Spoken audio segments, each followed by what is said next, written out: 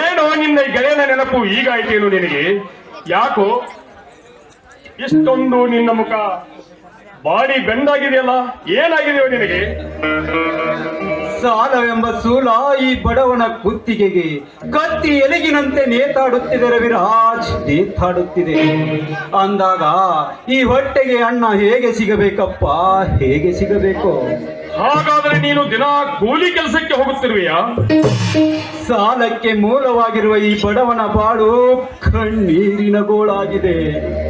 ಕೂಲಿ ಮಾಡಿ ಕೈ ಚಾಚಿ ಕಾಸು ಕೇಳಿದರೆ ಕುತ್ತಿಗೆಗೆ ಕೈ ಕೊಟ್ಟು ಒತ್ತಿ ಬಿಡುತ್ತಿದ್ದಾನೆ ಶಿವಕಾಂತಗೌಡ.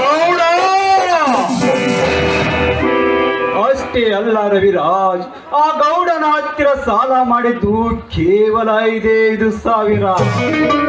ಅದಕ್ಕೆ ಬಡ್ಡಿ ಸಮೇತ ಸೇರಿಸಿ 15,000 ಎಂದು ಸಾರುತ್ತಿದ್ದಾನೆ ಶಿವಕಾಂತಗೌಡ.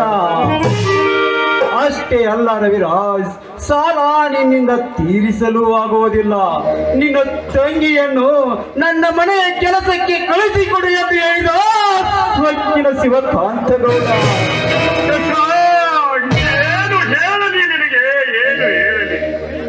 ಏನು ಮಾಡಲಿ ರವಿರಾಜ್, ಏನು ಮಾಡಲಿ? ಸಾಲವೆಂಬ ಭಾರ, ಬಡತನ ಎಂಬ ಭೂತವನ್ನು ಹೊತ್ತಿರುವ ನಾನು ಮಾತನಾಡಲಾಗದೆ ಈ ಸ್ನೇಹದ ಸವಿ ನೆನಪಾಗಿ ನಿನ್ನ ಮನೆಯ ಬಾಗಿಲಿಗೆ ಬಂದಿರೋ ನೆನಪ ಭಿಕ್ಷೆಯನ್ನು ಬೇಡಲು. ಇಷ್ಟೆಲ್ಲ ನಿನ್ನ ಜೀವನದಲ್ಲಿ ನಡೆದರು ಒಂದು ಮಾತನ್ನು ಕೂಡ ನನ್ನ ಮುಂದೆ ಹೇಳಲಿಲ್ಲಲ್ಲಿ. ಯಾಕೋ ಹಿಂಗೆ ಮಾಡಿಬಿಟ್ಟೆ ನೀನು? ನನ್ನನ್ನು ಕ್ಷಮಿಸಿ ಬಿಡು ರವಿರಾಜ್, ನನ್ನನ್ನು ಕ್ಷಮಿಸಿ ಬಿಡು.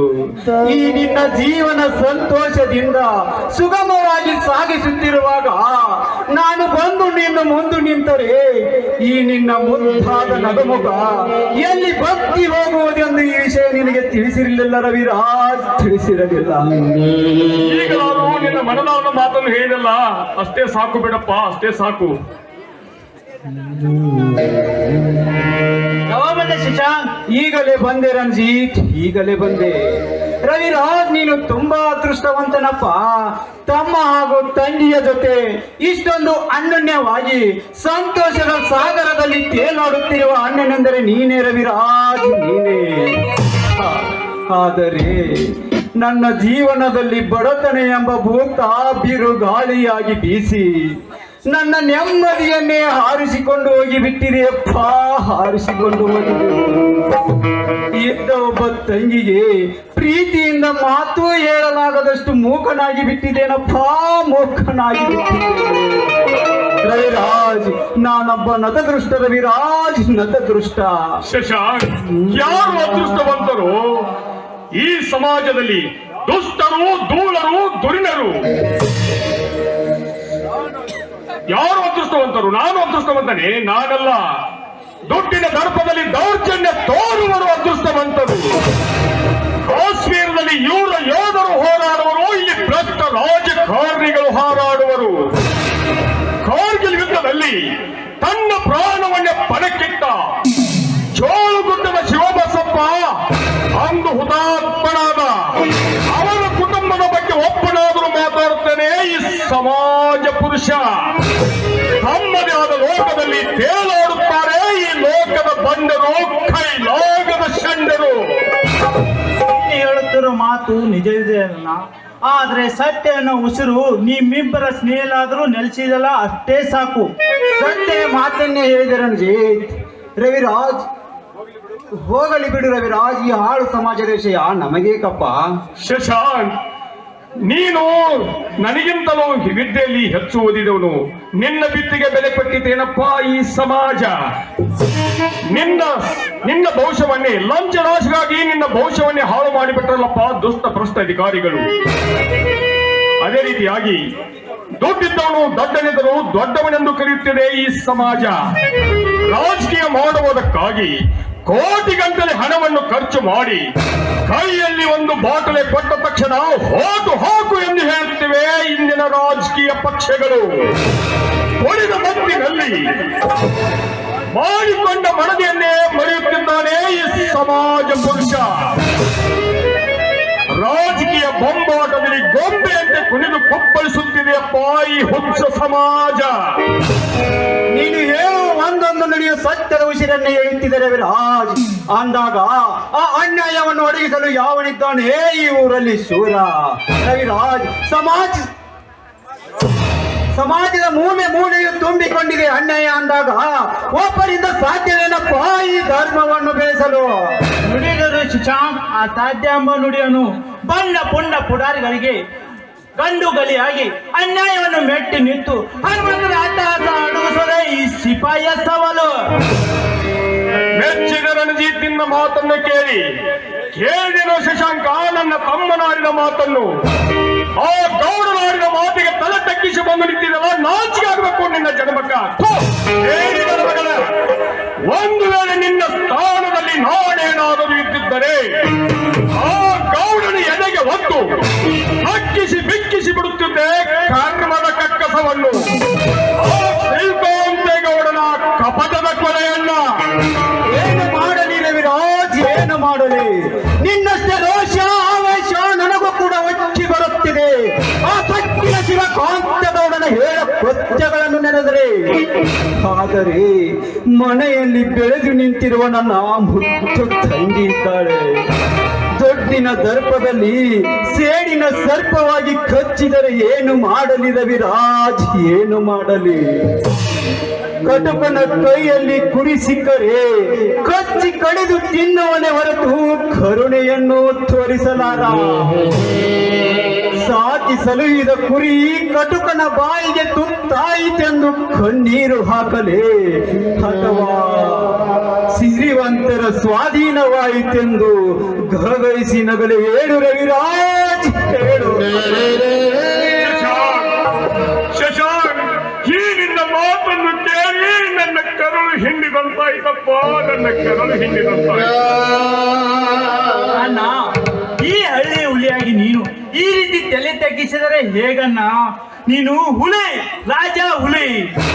ಅಣ್ಣ, ಈ ನಿನ್ನ ತಮ್ಮ ಕಾರ್ಗಿಲ್ ಯುದ್ಧದಲ್ಲಿ ಹೋರಾಡಿ ವಿದೇಶವನ್ನು ಒದ್ದು ಓಡಿಸಿ ನಮ್ಮ ಭೂತಾಯನ್ನು ಕಾಪಾಡಲು ಹೊಟ್ಟಿದ್ದಾನೆ ಶಿಸ್ತಿನ ಸಿಪಾಯಿಯಾಗಿ. ಆದರೆ ನೀನು ಈಗಲೇ ಆ ಗೌಡನ ಕರ್ಮದ ಕೋಟೆಗೆ ನುಗ್ಗು. ಆಗಲಿ ರಣಜಿತ, ಆಗಲಿ.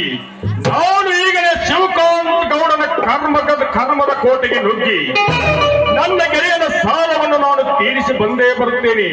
ನೀನು ಬೇಗ ನಡೆಯಪ್ಪ, ನಿನ್ನನ್ನು ಬೆಳಗಾವಿವರೆಗೆ ಬಿಟ್ಟು ಬರುತ್ತೇನೆ, ಬೇಗ ನಡಿ.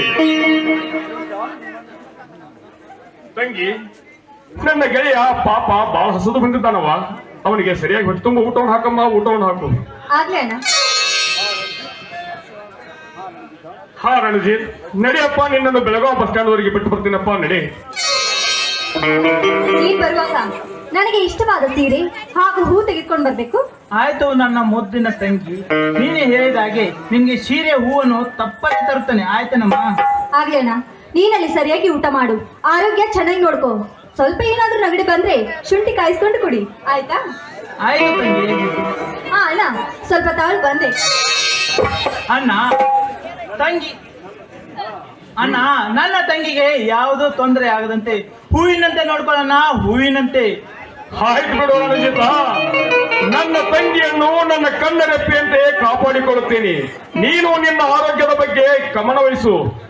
ಆ ಭಾರತದ ನೆಲವನ್ನು ನುಂಗ ಬಂದಿರತಕ್ಕಂಥ ವಿದೇಶಿಗರನ್ನ ಒತ್ತು ಊದಿ ಬುದ್ಧಿ ಕಲಿಸಿ ಬೇಗ ಬಾರಪ್ಪ ಮನೆಗೆ, ನೀನು ಬೇಗ ಬಾರಪ್ಪ. ಅಣ್ಣ, ನೀನೀಗ ಯುದ್ಧಕ್ಕೆ ಹೋಗ್ತಾ ಇದ್ಯಾ? ಅಲ್ಲಿ ಜಯಶಾಲಿಯಾಗಿ ಬರ್ಲಿ ಅಂತ ನಾನು ನಿನ್ಗೆ ದೃಷ್ಟಿ ತೆಗಿತೀನಿ.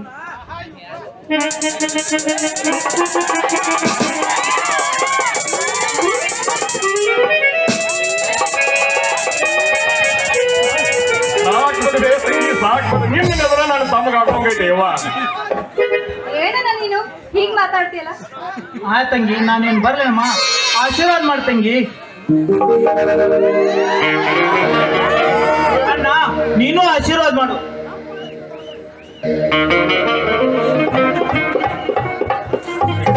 ನೀನು ಆಶೀರ್ವಾದ ಮಾಡಪ್ಪ. ನಿಮ್ಮೆಲ್ಲರ ಆಶೀರ್ವಾದ ಹೊಂದಿದ್ರೆ ನನಗೆ ಯಾವುದು ತೊಂದರೆ ಇಲ್ಲಣ್ಣ. ಆಗ್ಲೇಣ, ನೀನು ಹೋಗ್ಬಾ.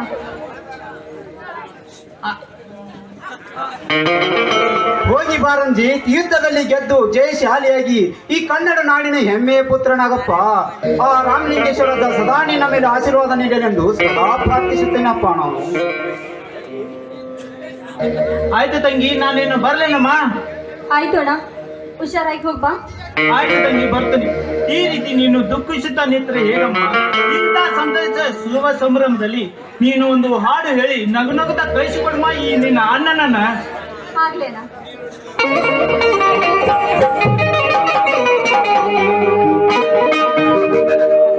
ಸುಮ್ಮಿನ ಮನೆಯಲ್ಲಿ ಬೆಳಗಿದೆ